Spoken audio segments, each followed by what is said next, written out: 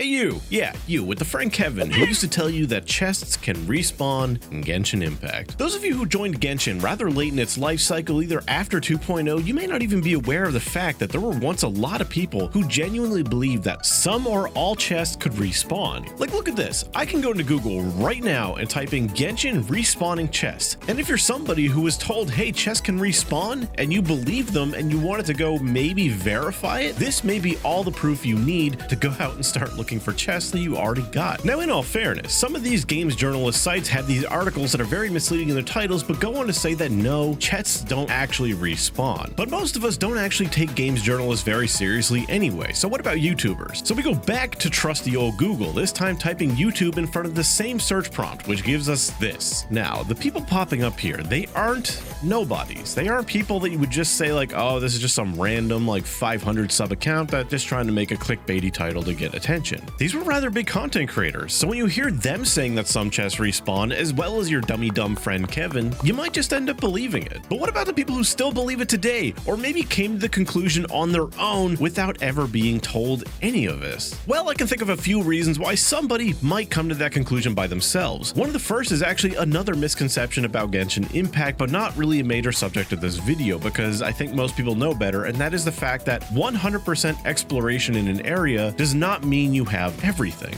You may be surprised just how many people don't actually know this. So if you are one of the people who believe this and you're still finding chests in the area, you may end up coming to the conclusion that, oh, some chests respawn. Another potential explanation for people believing this is that we've always had the knowledge, or at least the assumption, that certain chests only spawn in after you reach a certain adventure rank. So this would explain thoroughly exploring an area and then later coming back and finding a chest and thinking, how could I have possibly missed this? It's possible that maybe you didn't. I know from my own personal experience that sometimes it seems like chests do spawn in at later adventure ranks, or they actually go back to older areas and add in some chests just like they add in some enemies to older areas. One of the last reasons why I can think why people would come to the conclusion of respawning chests by themselves is extreme overconfidence. What I mean by that is you have somebody who explores an area and they are so supremely confident that they have found everything, so eventually they go back through the area for an event or whatever you may have, and they find a chest, and maybe the reasoning they have in their mind for why this chest is here is that it respawned. One thing we can say for certain this far down the line is that chests do not respawn. There are some puzzles that may regenerate every day up to a certain limit,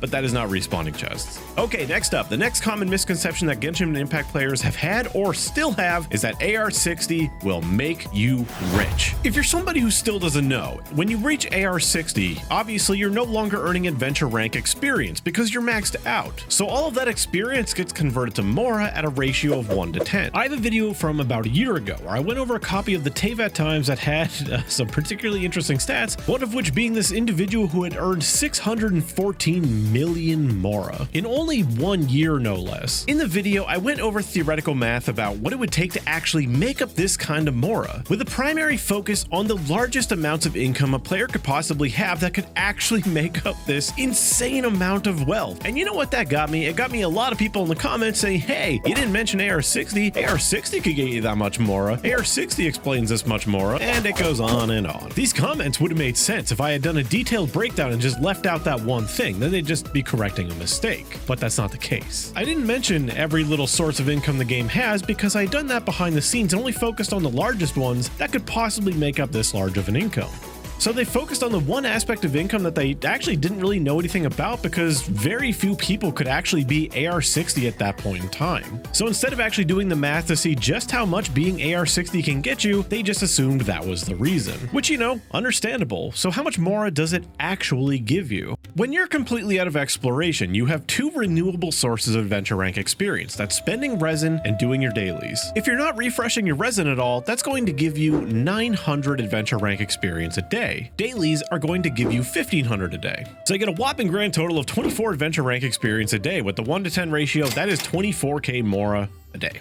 Not bad, right? That's 168k Mora a week. That sounds fantastic, doesn't it? Well, tell me, do you stay on top of your expeditions? Do you send them all out for Mora? Do you use the proper characters to get bonuses, either to make it shorter or to get more out of your expedition? And do you destroy your sleep schedule to stay on top of that? Probably not. I would gather a lot of players probably ignore these things by now. I know I do, but that's because I make more money than I can spend. If you do all 5 expeditions as Mora, which I would not recommend, please get some enhancement ore because a lot of people seem to be really low on those. You get 175k Mora a week, and that's if you do it really lazily. What about bounties? How many of you actually do your reputation bounties every week after you cap every reputation? Well, that's 150k Mora just sitting on the table for you there. And as you can see from this chart from my spreadsheet, it's not exactly a gigantic portion of your weekly income. Now, if you're somebody who doesn't touch the teapot even for the free rewards, or you don't do your weekly bounties every week for the Mora, it's going to be a higher percentage of your weekly income. But if you're doing everything, which I assumed that person was doing, it's not so much. If you happen to be one of those people that still believe that AR60 was this insane get-rich-quick scheme, you can probably see now that is not the case. It's a nice little income, there's no denying that, but it's not going to get you 600 million Mora. The next common misconception is that whales always have more resources than free-to-play or low-spending players. A reasonable thing to assume, right? Whales spend more money, they get more stuff. It makes sense. However, there are a lot of ways to be a whale. Some ways will get you more, some ways will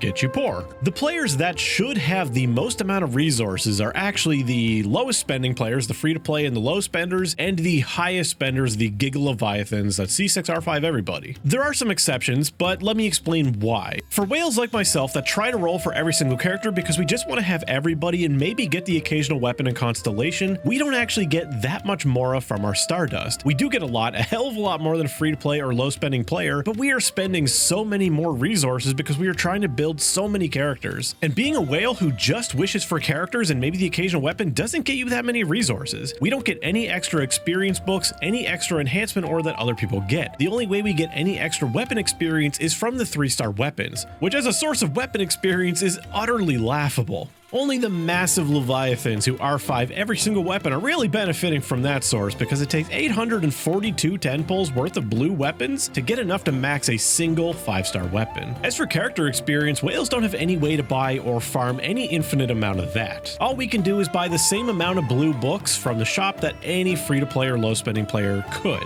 Lastly, Mora. You get 135 Stardust per 10 pull if you only get a single 4-star. With assuming that is the math, which is not possible because eventually you're going to get a 5-star and a 4-star and a 10 pull and occasionally get some 4-stars, that comes out to 1,080,000 Mora, and that's if you have close to the worst luck possible and lose your 50-50 for getting a character. So you have a brand new character and 1,080,000 Mora worth of Stardust. Well, bad news is just ascending a character to 90 takes just over 2 million Mora. Now you gotta level your talents. That's 952,000 Mora just for a single level 9 talent, and most characters typically want at least 2 or maybe like a 6 and a 9, and a lot of people like to crown their talents too. Then there's artifacts, but that's really hard to quantify, and I'm just not even going to consider it. But even without artifacts, you're already at a significant deficit of Mora. And once again, this is assuming the worst luck possible. If this person gets lucky and they win the 50-50, maybe get them 30 pity in, they're not getting much of their Mora back at all. And we get as many as 3 new characters in a patch sometimes. That can end up being a lot of spent resources in a single 42-day patch cycle. And when most of the ways to actually earn these resources are something any player can do, it means that if everyone does it, the free-to-play or low-spending players are naturally going to have more of it than any other kind of player, with the exception of the Gigaleviathans. Because if you don't have as many places for those resources to go, they're just going to pile up. And I can give you an example right now. Here's my account. Here you can see I own every character. You can see the levels of my characters. See, I actually do level a fair amount of them, even the ones that aren't leveled fully away. Still built to some degree with artifacts and talents. Here's the archive in case you don't believe it's everybody.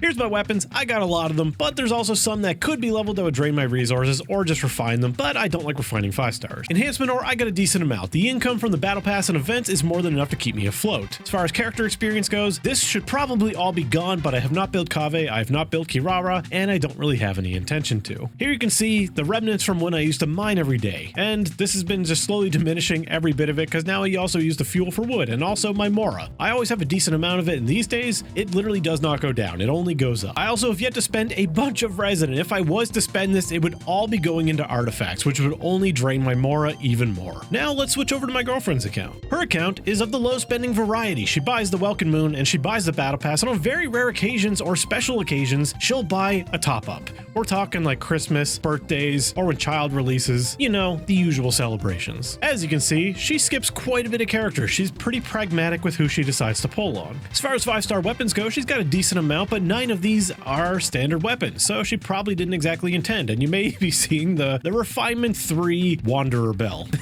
That was extreme luck, but don't feel too jealous, because she's kind of like the queen of losing 50-50s. She is unsurprisingly destroying me in enhancement ore. She's also destroying me in experience books, and she doesn't even really buy these things from the Stardust shop. And you can tell that by the pretty sizable amount of Stardust she has right now, because why would she spend it? She doesn't need any of that stuff. And maybe you're just thinking or typing down in the comments already, oh, she just does a bunch of ley lines, that's why she has so much. Ha, think again. Do you know how low this number is for someone who's been playing since the very beginning of the game? Here's mine, I have almost 400 on her. She doesn't even do the ley line overflow events when they show up. So here you've been able to see an actual example of somebody who spent far less than me having way more resources than I have, because once again, it just has less places to go. And finally, because this is going way longer than I expected it to, the weapon banner is a scam. Whether or not people actually still believe this, I don't know. But arguably, in my opinion, from my experiences within the community, this is probably the most common of these misconceptions. And honestly, it's a little bit of an opinion. Whether or not you believe getting weapons is a scam, that's kind of up to you. But generally, if you're looking for your account to be as strong as possible, adding more weapons to your account for the characters you're already investing in is a lot better than getting characters that are only competing with the characters you have. Let's say you already have a few teams. Let's say you have Alhaitham, Hu Tao, and Raiden Shogun. Is getting Yoimiya really better for your account than getting a Staff of Homa for your Hu Tao, or even getting a Constellation for your Hu Tao? If you wanted to argue Constellations over weapon banner, that's an entirely different story. But generally, if you're just saying the weapon banner is a scam, always roll for new characters, I think that's generally bad advice without far more context. From a new account to 36 starring the Spiral Abyss perspective, getting new characters is probably always going to be beneficial, as long as you get the right characters. And obviously, up to a certain degree, you only need so many characters, and at a certain point, you're just doing it for fun, which is what you should do. Absolutely do whatever is more fun, and I understand that a weapon isn't always going to be more fun than a brand new character. I'm absolutely right there with you. If I had to choose, I'd be doing new character all the time. So calling the weapon banner a scam? Yeah, I don't know about that one, and I think it was mostly born from before the epitomized path existed, because your guarantee of getting the weapon you want was just not there. And even right now, yeah, it's not the best, but at least a guarantee. Another guarantee is that you'll enjoy my burst animation tier list. Actually, that is not a guarantee. You'll probably get quite upset about it, but you can watch it anyway. Thank you to my members and my patrons for supporting me as always. Thank you to you for watching this video.